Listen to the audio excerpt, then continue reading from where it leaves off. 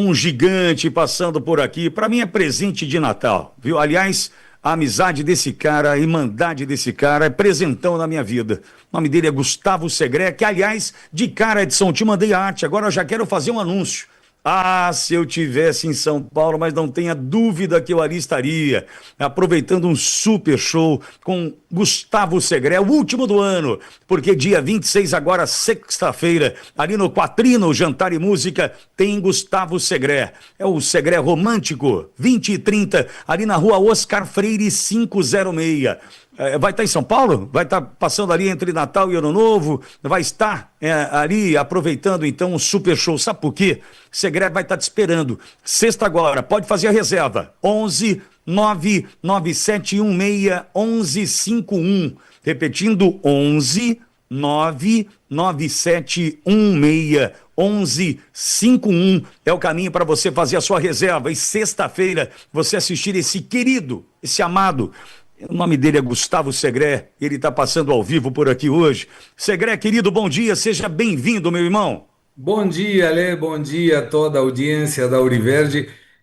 Já entro sorrindo, porque eu te vejo e essas palavras que você usou comigo, como você me ensinou, são as minhas palavras também. É um privilégio, quando a gente se conheceu, acho que teve aí um vínculo sentimental, emocional, de valores, sobretudo de valores, e isso é o que a gente leva pela vida toda. Então, quando no ano passado eu pedi para Papai Noel um irmão do coração, aí apareceu Alexandre Pitoli. Que lindo, que lindo. Querido, Obrigado pela amizade. querido, sou eu que te agradeço, Segré. Você, seu Hugo, Dona Bete, enfim, teus pais queridos, a Tânia, né, tua namorada, tua eterna Sim, namorada, querida, que também nos aproximou, porque ela é ouvinte sim. da Auriverde, né, Segré? Fã, e deve estar ouvindo aí agora também. Então aproveitamos e mandamos um beijo para ela. Está em Brasília. Tânia, querida. Segré, eu queria tratar de um tema contigo, que a gente está vendo a tua Argentina voar, né? Voar com o Sim. Milei, né? Diminuindo índices de pobreza, né? Que assolavam a população argentina. Me lembro, Segré, em tempos ainda de Alberto Fernandes, uma notícia de uma mulher que morava dentro do aeroparque, do aeroporto, como se fosse Congonhas para São Paulo, Sim.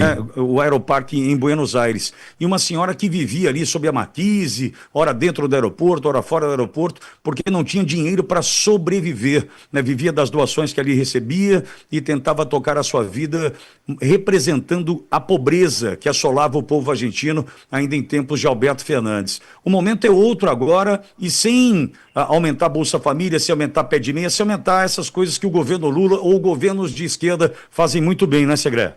Eu te diria que é o contrário, Pitoli, porque quando o Milei assume a presidência da República, dezembro de 2023, ele pegou um país que estava com um assistencialismo escancarado, 52% da população argentina tinha alguma ajuda social, equivalente a hoje 96 milhões de brasileiros que têm alguma ajuda social, e não estamos falando só de Bolsa Família. Naquele momento, a pobreza era 38,1. Aí, quando o Milei assume, ele entendeu que não era através de um assistencialismo barato, de tirar de quem tem para dar para quem não tem, e esse que não tem provavelmente não quer se esforçar por ter, que ia resolver a pobreza. E tirou todos os subsídios. Ele deixou, para fazer uma equiparação, deixou o Bolsa Família, mas tirou Vale Gás, subsídio na luz, todos os subsídios que estavam aí ocultos na economia e que, obviamente, alguém paga a conta. Isso provocou um aumento da pobreza significativo. Agosto de 2024, 52,9% da população pobre. Claro, quando chegou nesse patamar, a esquerda falou: tá vendo? O capitalismo como provoca pobreza. E Milei e o governo falaram: calma, espera, espera. Bom, caiu para 38,1 de novo e hoje está 27,5, Alexandre. Isso que dando assistencialismo? Não, gerando emprego, gerando emprego.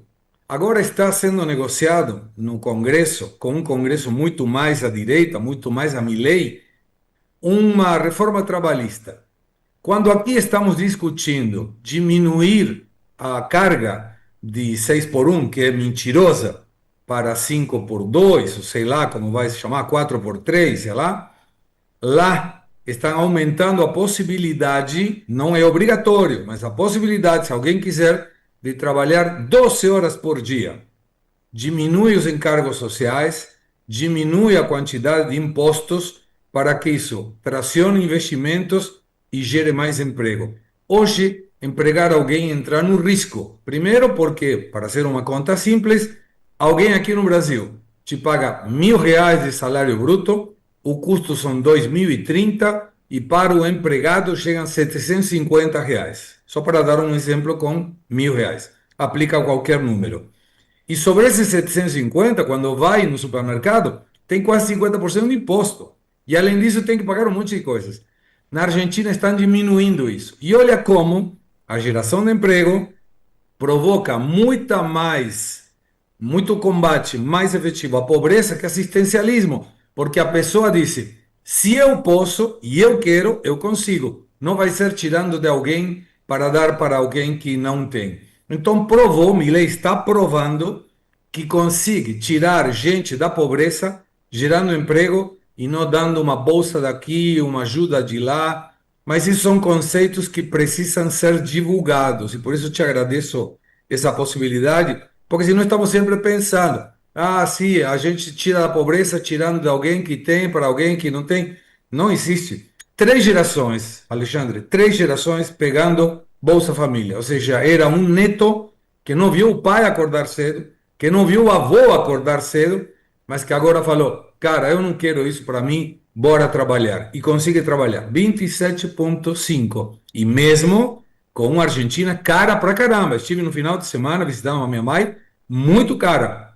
Mas você vê que tem emprego e consegue tirar as pessoas da pobreza. E olha que curioso, tem uma agrupação de jornalistas em que está o Globo, são 15 órgãos de imprensa, e escolheram Milei como a personalidade da América Latina e Trump a personalidade mundial.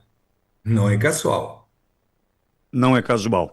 Agora, Segré, nós tivemos a oportunidade, né, a gente se conheceu pessoalmente no final do ano passado, Sim, senhor. entrando em 25, e ali a gente falava sobre o Brasil.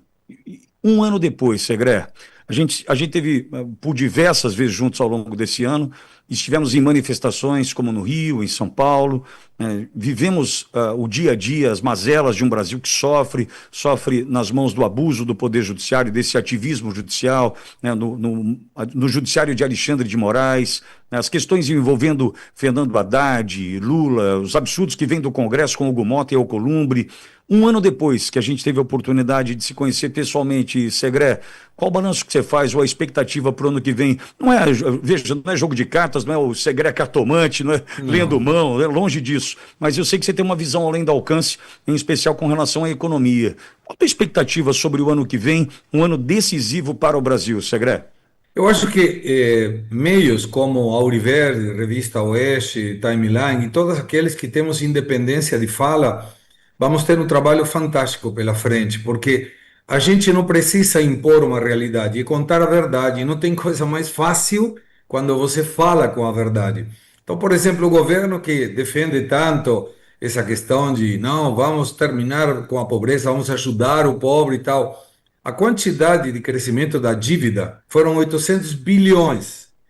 E com 800 bilhões de reais, daria para colocar esgoto em 35 milhões de famílias, Alexandre. Você termina com a necessidade de esgoto, de saneamento básico que tanto defende o governo.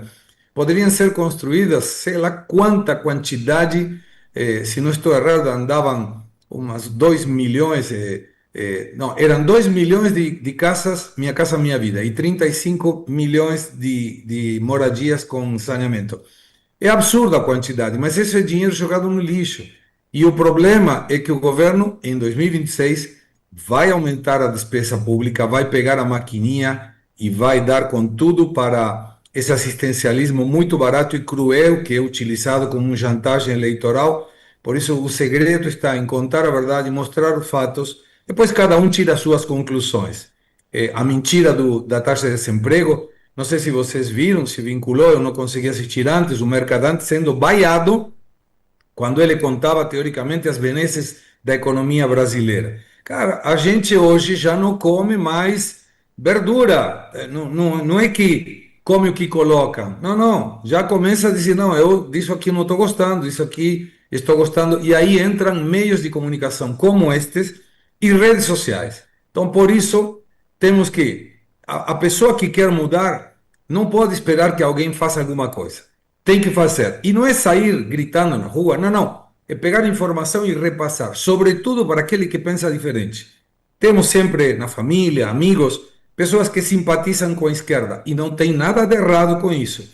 Mas quando a gente mostra os fatos, tem um jovem que te recomendo você entrevistar em algum momento, Pedro Pôncio, é um ex-MST. Já passou por Ele, aqui, Segré. Já passou por perfeito, aqui. maravilhoso. Eu levo sempre para o Faroeste. Ele vai no domingo na Paulista e pergunta: quem falou isso, Bolsonaro ou Lula? É descancarado como a grande maioria tem um pensamento de que por for alguma coisa errada na fala é Bolsonaro. E ele mostra: não, foi o Lula. Essa batalha cultural, eu vivi isso. Foi o que permitiu que Milei saísse disruptindo essa realidade política, foi uma disrupção na política e conseguiu levar a uma presidência que está mostrando muita coisa boa. E participar. Pô, se alguém que está nos assistindo, na próxima eleição, não tomar vergonha na cara, sair da casa, ir votar em quem quiser, mas tem que participar e tem que votar. Eu estou tramitando a cidadania para ter um voto mais para a direita. Um. E eu não posso votar se não tenho cidadania. Imagina um brasileiro que pode votar, não ir votar, pelo amor de Deus. Se não, vai lá e me representa. Se não quiser, eu digo o que votaria e vai e me representa, em procuração. Mas tem que participar, não tem jeito. Tem que participar. Segré, e a gente tem no meio disso tudo um homem que chega a 142 dias de prisão. O nome dele é Jair Messias Bolsonaro, que inclusive cancelou, perdão, a entrevista que estaria hoje para o Ah, Capelli do Metrópole. cancelou? Cancelou. Cancelou? Cancelou a entrevista. Está desde ontem. Eu acabei de conversar com próximos, disse que já havia desde ontem desistido da ideia de conceder entrevista ao presidente Bolsonaro. A informação agora é que a entrevista está cancelada e há 142 dias esse homem está preso. Collor, numa situação muito mais confortável do ponto de vista da saúde, não diminuindo, aumentando o tamanho do problema, mas o que Collor tem é a apneia do sono. Sim. Bolsonaro tem 40 soluços por minuto e sofre as consequências da facada até hoje, né?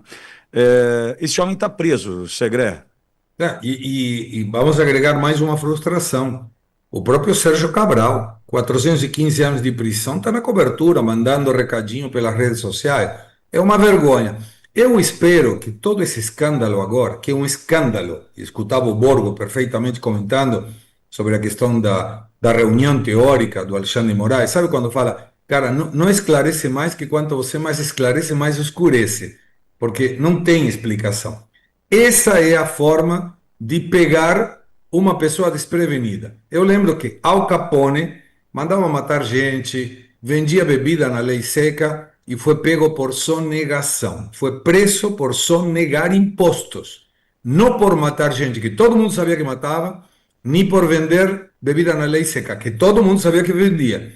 Pegaram ele por uma coisa que ele se distraiu.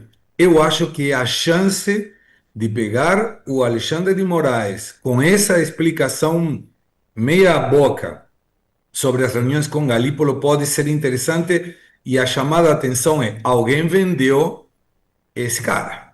Não é de graça. Ou seja, dá a sensação de que já cumpriu com o seu dever, agora é dispensável. E o sistema te tritura. Errado é quem pensa que não vai ser triturado. E se ele pensar que não vai ser triturado, de fato não vai ser, vai gerar uma briga interna e a gente aí senta e assiste. Não precisamos fazer mais nada. Mas que muda a coisa, pode mudar, depende do Senado. Se o Senado não coloca as coisas para trabalhar, aí já não podemos fazer absolutamente nada, Alexandre.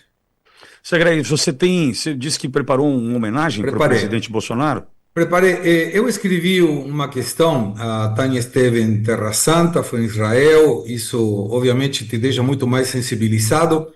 e ela teve a oportunidade de passar pelos lugares em que Jesus passou. E amanhã é dia 24, né? Estamos na vésperas de Natal, então eu escrevi um texto que vai em primícia para o Oliver, será o editorial de hoje na Faroeste, e se você me permite, eu gostaria de ler para Claro, Nora. claro. Então Quero te vamos ouvir, lá. Segré. Ele foi seguido por multidões, aclamado em praça pública, chamado de esperança por muitos. Mas quando o custo apareceu, os aplausos cessaram. Foi traído por quem sentava à mesa, negado por quem jurou lealdade, abandonado por aqueles que diziam compreender a sua missão. Não lhe faltaram acusações, mesmo quando não havia provas. Não lhe faltaram julgamentos, mesmo quando a sentença já estava decidida antes do processo. Ele foi apresentado como uma ameaça à ordem, como perigo à estabilidade, como alguém que precisava ser contido para um bem maior. E diante da pressão, muitos preferiram lavar as mãos. Alguns gritaram alto na sua defesa, outros, em silêncio, consentiram. Mesmo assim, ele não respondeu com ódio, não convocou vingança, não pediu queimar tudo. Aceitou o isolamento, aceitou o peso, carregou a cruz, não porque fosse fraco, mas porque entendia que o sofrimento pessoal poderia evitar algo pior para muitos. Durante o caminho foi ridicularizado, chamado de tudo o que era conveniente dizer, reduzido a uma caricatura, desumanizado. Mentiram para justificar as injustiças que fizeram com ele. E talvez o mais duro, viu os seus sofrerem junto. Família exposta, amigos perseguidos, seguidores punidos como exemplo. Agora, pare um instante. Se você achou que esse texto falava exclusivamente de Jesus Cristo, faça um exercício final, porque na verdade estava me referindo a Jair Bolsonaro. Não na dimensão espiritual, isso seria absurdo, mas na experiência humana da traição, da injustiça seletiva, do julgamento moral antecipado e do abandono calculado. Bolsonaro foi aclamado e depois isolado, foi apoiado e depois descartado. Viu aliados negaram até fotos, convicções e palavras, enfrentou acusações contínuas, processos politizados, condenação mediática prévia e punição antes mesmo do veredito. E ainda assim, não reagiu convocando caos. Aceitou custo pessoal, aceitou até discutir caminhos que não beneficiavam diretamente, desde que aliviem o sofrimento de milhares de outros brasileiros, como o PL da dosimetria, um mostrengo, um faz de conta. A história não se repete literalmente, mas rima. Toda a sociedade precisa se perguntar cedo ou tarde de que lado estava quando a pressão chegou. Toda época tem sua cruz, e toda cruz revela não apenas quem carrega, mas quem escolheu trair, negar ou virar o rosto. Feliz Natal. Você é genial. Eu me emociono, estou velho, Pitoli. Me emociono, cara. Eu me É, emociono. eu também. Estamos falando de Bolsonaro. Não merece isso. Ele não merece. Mas vamos continuar lutando. Vamos continuar lutando. Isso não tem que dar força Você para lembra continuar daquele, lutando. lembra daquele cara que te colocou no carro para ir para a posse do Milei? Por isso, muita gente não sabe disso. Eu fui, e quando eu cheguei no Pestana, em Buenos Aires, para a posse do Milei, a minha expectativa era ganhar uma foto com Bolsonaro. Só. Era isso. Eu esperava uma foto. Aí, quando ele me viu, me abraçou, me levantou no ar, tiramos uma foto que guardo com muito carinho até agora, e ele me falou: Segredo, você está sozinho? E estava. Tem algum compromisso? Não. Vem comigo no carro. Nunca tinha me visto, Vitor. Aí eu fui conversando com ele, eu tinha escrito uma paródia que chamava Bolsonaro em Detalhes, que um dia com muito prazer a gente canta aí, e ele falou, eu gostei, Segredo, mas eu gosto mais de Janjo Janjo. Ele sabia o que eu fazia, o que eu cantava, e todas as vezes que eu vi ele, ele fala, canta Janjo Janjo de novo. É uma pessoa, ele falou inclusive que queria ser o padrinho do meu casamento com Tânia. Não, é diferente, mas quando você conhece, não tem como se apaixonar pela sinceridade e a verdade que essa pessoa tem. Não tem outro igual, não conheço outro igual. A grandeza do Bolsonaro é incrível. E tem muita gente que está batendo nele porque não o conhece. Se conhecesse, não falaria o que fala e não pensaria o que pensa. Penso da mesma forma. Bogão, acho que vale um Feliz Natal para esse gigante aqui, né, Bogão? Segré, grande prazer falar contigo e pelas suas Igual. palavras eu compartilho dessa dor, porque vindo de um violador de direitos humanos e agora cada vez mais expostos, né? Expostos os interesses, né? O que está por trás, os interesses financeiros, lobby, enfim, machuca. Mas parabéns, meu irmão. Feliz Natal a você, a toda a sua família, um próspero ano novo. O Brasil precisa de gente com coragem, Segré. Nunca Vamos precisou nessa. tanto. Muita oração nesses dias, é bom para refletir, para pensar como podemos ser pessoas melhores. Lembrar da pessoa que carregou a cruz pela gente. Tem um que está carregando a cruz agora, mesmo sem ter a cruz com ele, e não podemos abandoná-lo, de jeito nenhum. Não podemos abandonar. E se ele escolheu o Flávio, tem que ser o Flávio, e apoio para o Flávio. E vamos nessa, vamos continuar na luta, que está apenas começando. Eu queria Beijão no seu desejar coração, Segredo. um beijo para vocês e um Feliz Natal para toda a tua incrível audiência. E conta comigo, estamos aqui sempre. E você sempre Abraço. comigo também. Beijão em todos aí, Segredo. Obrigado, abraço. Tchau. Gigante. Gustavo Segredo conosco.